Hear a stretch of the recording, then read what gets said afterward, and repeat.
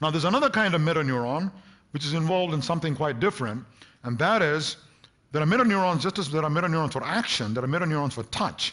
In other words, if somebody touches me, my hand, a neuron in the somatosensory cortex, in the sensory region of the brain, fires.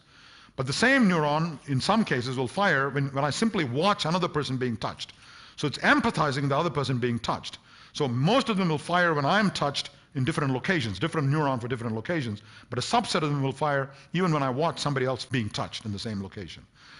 So here again you have neurons which are involved in empathy. Now the question then arises, if I simply watch another person being touched, why do I not get confused and literally feel that touch sensation merely by watching somebody being touched? I mean, I empathize with that person, but I don't literally feel the touch.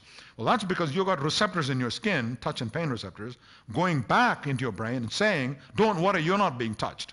So empathize by all means with the other person, but do not actually experience the touch, otherwise you'll get confused and muddled.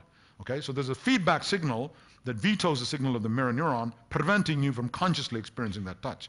But if you remove the arm, or you simply anesthetize my arm, so you put an injection into my arm, anesthetize the brachial plexus, so the arm is numb, there's no sensations coming in.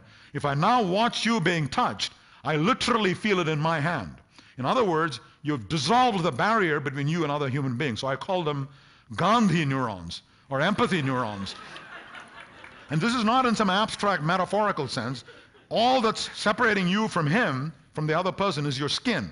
Remove the skin, you experience that person's touch in your mind. You've dissolved the barrier between you and other human beings. And this, of course, is the basis of much of Eastern philosophy, and that is there's no real independent self aloof from other human beings, inspecting the world and inspecting other people. You're in fact connected, not just via Facebook and internet. You're actually quite literally connected by your neurons, and there's whole chains of neurons around this room talking to each other, and there is no real distinctiveness of your consciousness from somebody else's consciousness. And this is not mumbo-jumbo philosophy. It emerges from our understanding of basic neuroscience.